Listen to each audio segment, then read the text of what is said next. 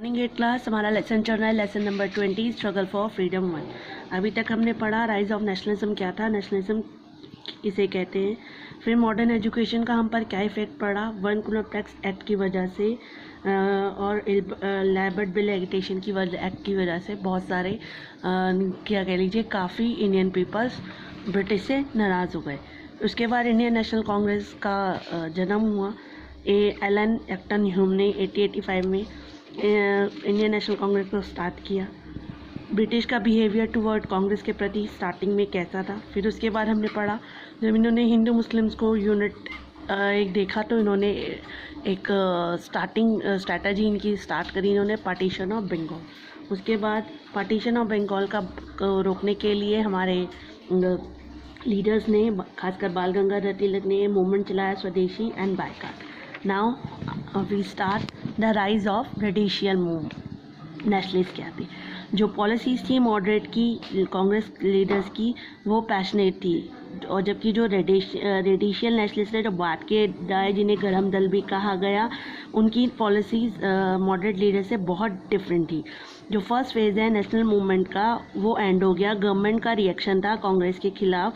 On the other hand जो रेडिशियल leader है वो ज़्यादा नाराज थे ब्रिटिश से। आखिर में इन दोनों के बीच में स्प्लिट हो गया इन द कांग्रेस 1907, यानी कांग्रेस लीडर्स जो हैं वो दो पार्ट में डिवाइड हो गए, एक तो मॉडरेट एक एक्सट्रीम, या ये कह लीजिए रेडिशियल लीडर्स। ये वो पीरियड था 1905 में या 1980 में जिसको रेफ़र किया गया एरा ऑफ पैशनेट नेशनलिस्ट या गरम दल। वो लीडर्स जो गरम दल के थे, जो शांति के साथ नहीं चाहते थे, उनको भी गुस्सा आ रहा था कि ब्रिटिश हमारी कोई बात मानते नहीं हैं। उनके मेन लीडर से लाला लाजपत राय, बाल गंगाधर तिलक एंड बिपिन चंद्र पाल, जिनको पॉपुलरली लोन कहा जाता था लाल बाल पाल। ये इंपॉर्टेंट लीडर्स थे रेडिशियल ग्रुप के। इनके हिसाब अकॉर्डिंग टू देम ये मॉडरेट है, इनके हिसाब से जो मॉडरेट लीडर्स हैं वो फेल हुए थे। इंडियन की पॉलिटिकल यानी इंडियन लोग क्या चाहते हैं, उनका गोल क्या है, उनका मेथड क्या है, उनको लगा कि इनका जो तरीका है वो इनइफेक्टिव है। इसीलिए मॉडरेट जो हैं अपर क्लास के लोगों तक ही सीमित रह गए और इन्हें ब्रिटिश का सपोर्ट प्रॉपर और यहाँ तक कि कॉमन पब्लिक का सपोर्ट भी नहीं मिला। जो ग्रुप है यानी जो गरम दल था, उन्होंने भी उनका भी मेन एम था आज़ादी पाना, और उनका main petition to the government की बिलीव करो, और उन्होंने प्रोटेस्ट किया, क्रिटिसाइज़ किया गवर्नमेंट की पॉलिसी को, बायकॉट किया, यहाँ तक कि उनकी चीज़ों को यूज़ करने से और स्वदेशी चीज़ों को यूज़ करने का बढ़ावा दिया। ये बिलीव नहीं करते थे कि ब्रिटिश पे किसी तरह का दया की जाए, ये बिलीव करते थे। खासकर बाल गंगाधर तिलक ने उस समय एक स्लोगन दिया, Swaraj is my birth right and I shall have it. Swaraj मेरा जन्मसिद्ध अधिकार है और मैं इसे लेकर रहूँगा। अब आता है formation of the Muslim League 1906।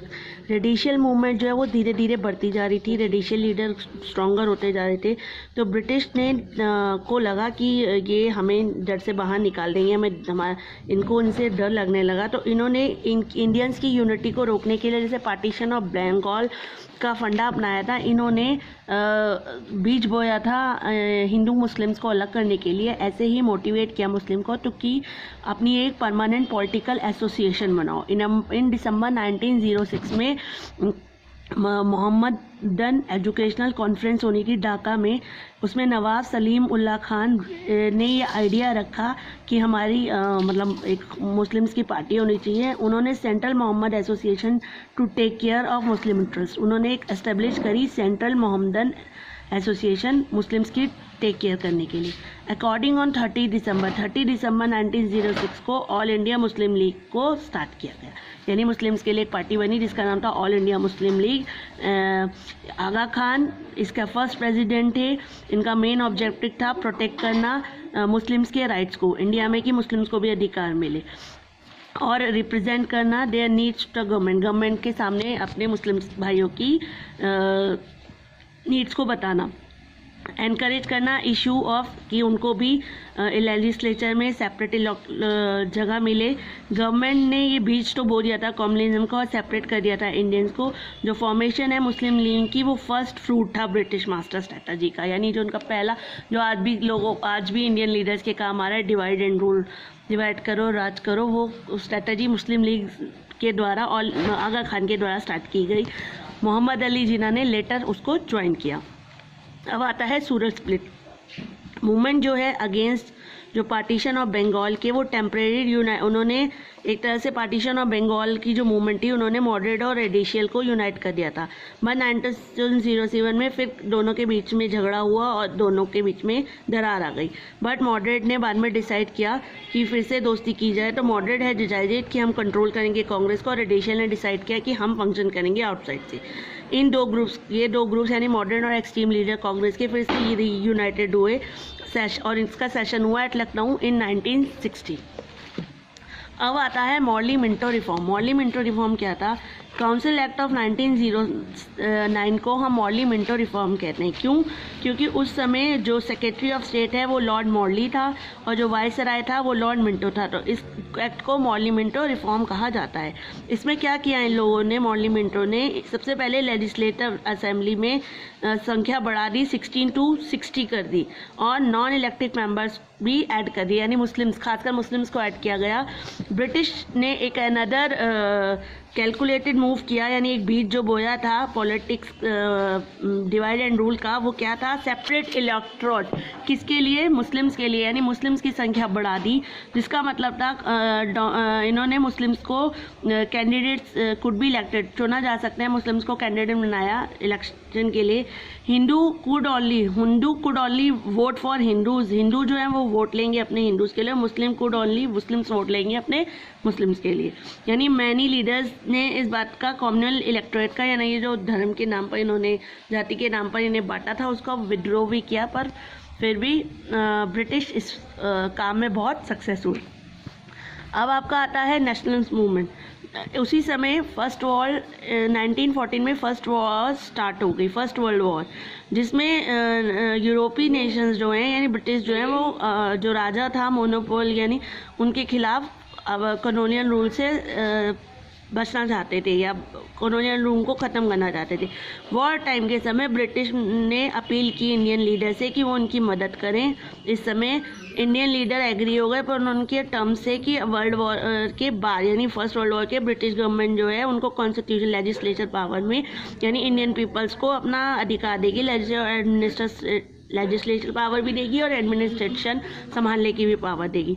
Unfortunately जो ये स्टेप ब्रिटिश ने लिया था वर्ल्ड वॉर के दौरान, उन्होंने इंडियन पीपल में और अनरेस्ट क्रिएट कर दिया, क्योंकि ब्रिटिश गवर्नमेंट ने सबसे बड़ा लोन लिया, ह्यूज लोन लिया था ड्यूरिंग वॉर के दौरान, जिसका रिपे उनको करना था, जिसके लिए उन्होंने हमारे इंडियंस पब्लिक जो है उनके खेतों पर यानी लगान लगाना स्टार्ट कर दिया। दे फोर्सफुली बहुत सारे इन लोगों को उन्होंने ब्रिटिश आर्मी में भर्ती कर दिया। दे प्राइस जो है हमारी नेसेसरी गुड्स की, यहाँ तक कि सॉल्ट वगैरह की, वो बढ़ा दी।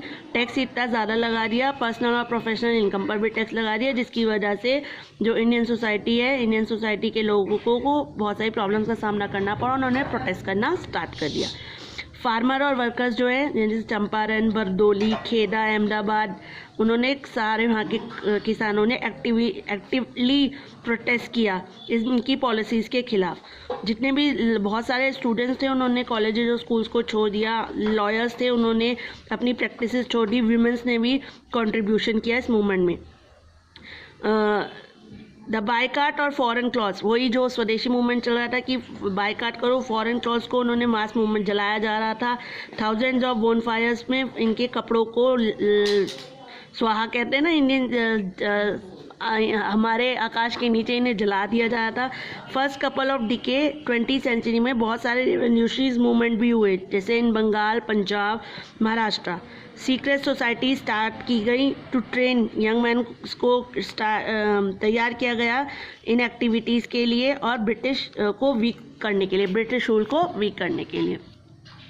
ये सोसाइटीज़ जो हैं, जैसे एक अभिनव भारत सोसाइटी महाराष्ट्र में, अंशुलन समिति बंगाल में, ये दीज रेडिशियल्स जो हैं ब्रिटिश इसलिए किए गए थे कि ब्रिटिश रूल्स को जड़ से उखाड़ा जा सके।